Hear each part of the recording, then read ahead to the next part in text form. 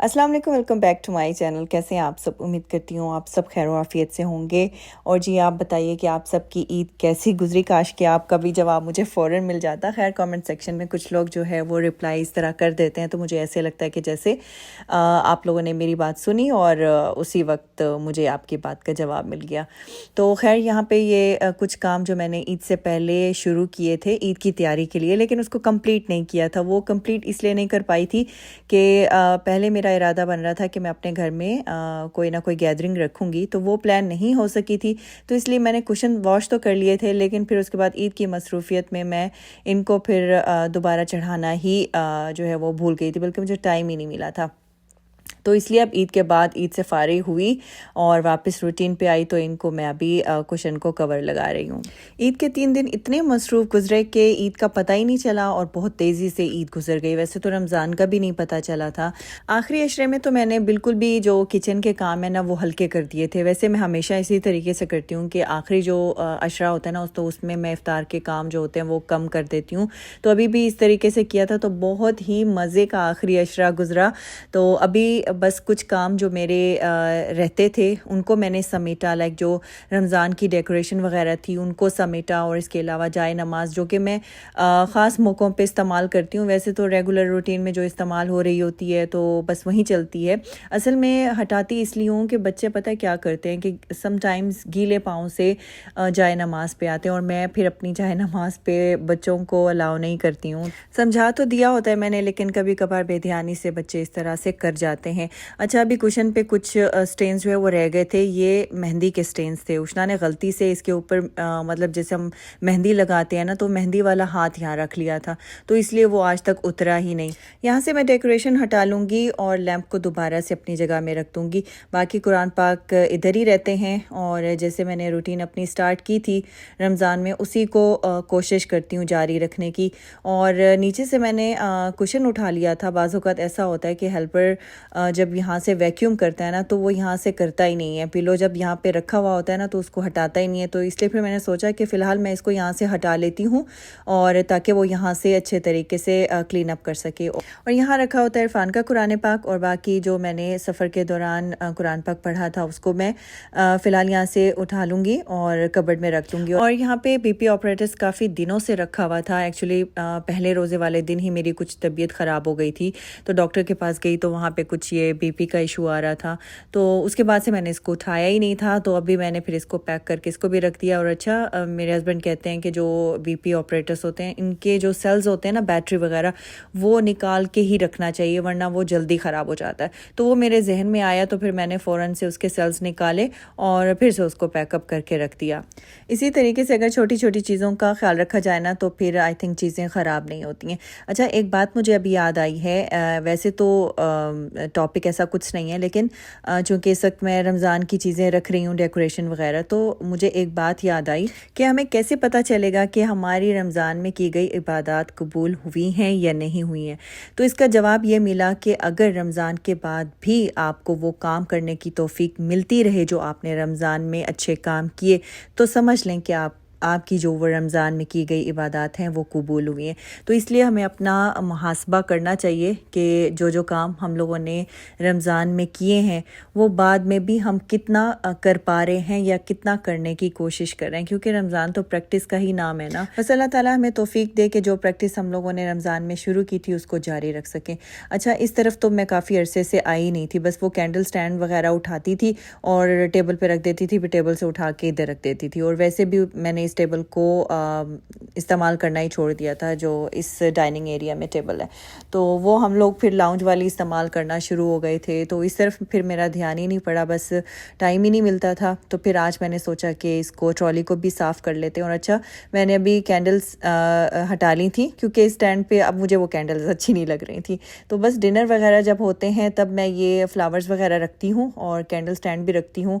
Otherwise यहाँ पे और कुछ नहीं रखा होता, बस ये हल्का सा जो आप लोगों को छोटा सा लैंप नज़र आ रहा है, बस यही मैं रख देती हूँ, क्योंकि एक तो सफाई मुश्किल हो जाती है और दूसरा अगर बच्चों वाला घर हो ना, छोटे बच्चे हों जहाँ पे, तो वहाँ पे ज़रा ये चीज़ें रखना मुश्किल हो जाती हैं। असल में इसी जगह पे मीरब को उसके कारी साहब कुरान पाक पढ़ाने के लिए आते हैं, तो इसलिए फिर मैं इसको ज़्यादा कंजस्टेड नहीं रखती हूँ, तो मुझे वो स्टैंड वगैरह फ्लावर्स वगैरह हटाने ही पड़ते हैं।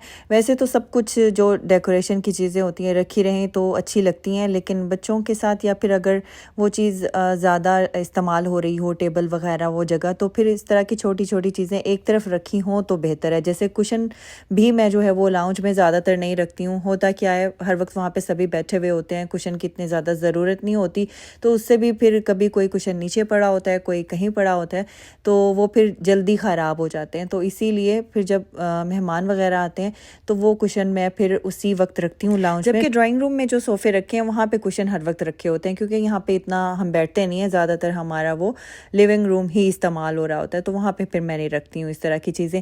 और अभी यहाँ का भी मैट चेंज होने वाला था, वैसे जो मैं और लेके आई थी उसके ऊपर भी मुझे कुछ हल्के से स्टेन्स नज़र आ रहे थे, तो वही मैं कह रही थी कि पता नहीं आजकल मेरे कपड़ों पे, चीज़ों पे स्टेन्स क्यों इतने नज़र आ रहे हैं। तो खैर ये मुझे लगा जैसे कोई सर्फ का स्टेन है। जब ये वॉश हुआ उसके बाद जब मैंने आयरन करवाया तो शायद पानी का स्प्रे पड़ने से ना कभी कभार सर्फ के स्टेन्स रह जाते हैं, तो इसलिए फ़िलहाल मैंने बिछा तो दिया था, फिर मैंने कहा बाद में इसको दोबारा वॉश कर लूँगी। और अभी मैं यहाँ पे बैग चेंज कर रही हूँ, वो दूसरा बैग काफ़ी दिनों से इस्तेमाल हो रहा था, तो मैंने कहा अब इसकी जान छोड़ते हैं, वहाँ से चीज़ें निकालती हूँ और अपने रेगुलर बैग में डालती हूँ, अब इसको इस्तेमाल करते हैं। वो मैं काफ़ी दिनों से इस्तेमाल करी थी, तो मक्का मदीना जाने के लिए भी उसी को इस्तेमाल किया, तो अब बस उसमें से जो भी चीज़ें पड़ी हुई थी, अच्छा बैग में बाज़ औक़ात मैं ना ये वॉच और जो रिंग्स वगैरह होती हैं ये रख देती रहती हूँ। बाज़ औक़ात ऐसा होता है कि जल्दी में आप लोग निकल रहे होते हैं तो पहनना भूल जाते हैं, चूँकि मुझे आदत है 1-2 रिंग्स जो है वो हाथों में होनी चाहिए, तो इसलिए रेगुलर जो भी मैं बैग यूज़ करती हूँ तो उसमें कोई ना कोई रिंग वगैरह डाल देती हूँ। इसलिए जब जल्दी में अगर आप निकल रहे होते हैं तो गाड़ी में बैठे बैठे फिर आप कोई भी रिंग अगर आपके बैग में मौजूद हो निकाल के आप पहन लें। वॉच भी इसी तरीके से करती हूँ कि वॉच भी रख देती हूँ, तो इस तरीके से वो भी पहन लेती हूँ। और सन ग्लासेस तो मेरे बैग में ज़रूर होते हैं। मुझे आई ड्राइनेस रहती है तो इसलिए फिर मुझे रखने ही पड़ते हैं, और बाकी मेडिसिन भी होती है और इसके अलावा लोशन भी मैंने लाजमी रखा हुआ होता है अपने बैग में, तो इसलिए बस जो चीज़ें उस बैग में पड़ी थी वो सारी इसके अंदर मैंने डाल दी। पहले तो खैर मैंने इसको साफ़ किया, जो भी कचरा वगैरह था वो मैंने निकाल लिया। नीचे बस ये छोटे छोटे काम थे करने वाले, और बाकी ऊपर वाले सेक्शन में लॉन्ड्री का बहुत बड़ा एक काम था। काफ़ी मेरे लोड थे लॉन्ड्री के, वो मैंने सारे अपने मुकम्मल किए, और फिर उसके बाद अब आ जाते हैं किचन की तरफ। ये मैंने कुछ दिन पहले कड़ी बनाई थी, तो आप लोगों के साथ मैंने रेसिपी शेयर नहीं की थी, ये रिकॉर्ड हुई थी, तो सोचा आज आप लोगों के साथ शेयर कर देती हूँ। यहाँ पे मैंने 3 बड़े सर्विंग स्पून जो होते हैं ना वो भर के मैंने बेसन लिया था, और फिर मैं इसमें हाफ़ kg से कुछ ज़्यादा मैंने इसमें योगर्ट ऐड की थी। अच्छा, यहाँ पे योगर्ट इतना खट्टा नहीं होता। पाकिस्तान में जो हम दही इस्तेमाल करते हैं वो तो बंदे को देख के इस्तेमाल करनी पड़ती है, स्पेशली जो बाहर का अगर दही होता है वो थोड़ा सा भी बहुत हो जाता है, क्योंकि वो खट्टा होता है तो उससे बहुत मज़े की बनती है। यहाँ पे उस तरह से वो जो खटास होती है ना वैसी नहीं आती है, तो खैर लबन से भी बनाई जाती है तो उससे थोड़ा सा फ़र्क पड़ता है। तो खैर मैं इसमें हल्दी पाउडर ऐड करूँगी, लाल मिर्च पाउडर ऐड करूँगी, पानी डाल के मैं इसको ब्लेंड कर लूँगी। और वैसे भी कड़ी को जितना पकाया जाता है ना, कड़ी उतनी मज़े की बनती है।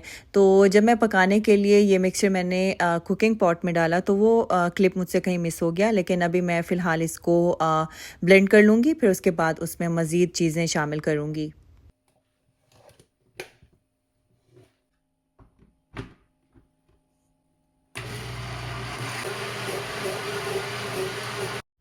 इस दही वाले मिक्सचर में मैं मज़ीद सब्ज़ मिर्चें, साबुत लाल मिर्चें और हाफ़ टी स्पून मैं इसमें अदरक लहसुन पेस्ट वो डाल के मैंने इसको पकने के लिए छोड़ दिया था, और मैंने थोड़ा सा ऑयल भी ऐड किया था। अच्छा, मैं तड़का पहले नहीं लगाती हूँ, अगर मैं तड़का पहले लगा लूँ ना मेरा दही फट जाता है, तो इसलिए मैं तड़का बाद में लगाती हूँ। जब मैं थोड़ा ऑयल शामिल करती हूँ तो उस वक्त मैं उसमें 2-3 लौंगे डाल देती हूँ, उसको ज़्यादा मैं वो नहीं होने देती, हीटअप नहीं होने देती, ताकि दही जो है वो मेरा फटे नहीं। तो इसलिए बस थोड़ा सा ऑयल डाल के जब लौंगे डालती हूँ तो साथ ही मैं उसके अंदर दही वाला मिक्सचर ऐड करके, और बाकी उसमें सब्ज़ मिर्चें, साबुत लाल मिर्चें वगैरह जो है वो शामिल करके उसको पकने के लिए छोड़ देती हूँ। आपने इसको 3-4 घंटे के लिए भूल जाना है, खैर बीच बीच में चम्मच हिलाना पड़ता है। तो उसको मैंने पकने के लिए छोड़ दिया था। तो अभी यहाँ पे कुछ राइस जो है वो रिफ़िल करने वाले थे, वो कर लिए मैंने। एक तरफ कड़ी बन रही थी तो अब मैं दूसरी तरफ यहाँ पे पकोड़े बना रही हूँ। और पकोड़ों का मिक्सचर वही जो सेम होता है, जिसमें प्याज हो गए और साथ में आलू हो गए और इसके अलावा सब्ज़ धनिया, सब्ज़ मिर्चें और बाकी मसाले ऐड करके मैं इसको बना लूँगी। और कड़ी को पकते हुए तकरीबन 3-4 घंटे हो गए थे। तो अब आप देख सकते हैं कि अब कितनी हो गई है, कितना भरा हुआ था ये और अब ये कितनी रह गई है। बस इतनी जब रह जाए और थोड़ी गाढ़ी हो जाए तो फिर हम उसमें पकोड़े शामिल कर देंगे। और ज़रा वैसे भी ईद के बाद दिल करता है कि कोई दाल सब्ज़ी या फिर इस तरह की कोई ऐसी चीज़ हो वो खाने में बनाई जाए तो अच्छी लगती है। तो ईद पे वैसे भी कुछ मुर्गन खाने और इस तरह की चीज़ें ज़्यादा बन रही होती हैं, तो फिर उसके बाद इस तरह से अच्छा लगता है। पकोड़े यहाँ पे बन चुके थे, अब मैं तड़का लगा लूँगी। और अच्छा, जब मैं तड़का लगाती हूँ तो इसमें मैं वही ऑयल इस्तेमाल करती हूँ जिसमें मैंने पकोड़े बनाए होते हैं। तो इस तरीके से ज़्यादा टेस्ट आता है तड़के में। तो मैंने वही ऑयल इस्तेमाल किया जिसमें मैंने पकोड़े बनाए थे और उसमें मैंने प्याज शामिल की, ज़ीरा शामिल किया और इसमें मैंने कुछ मेथी भी ऐड की थी, साबुत लाल मिर्च ऐड करके तड़का लगा लिया था। और बाद में मैं इसमें थोड़ा सा गरम मसाला पाउडर ऐड करूँगी। तो बस आज का व्लॉग इतना ही। मिलती हूँ आपसे नेक्स्ट व्लॉग में, तब तक के लिए अल्लाह हाफिज़ एंड टेक केयर।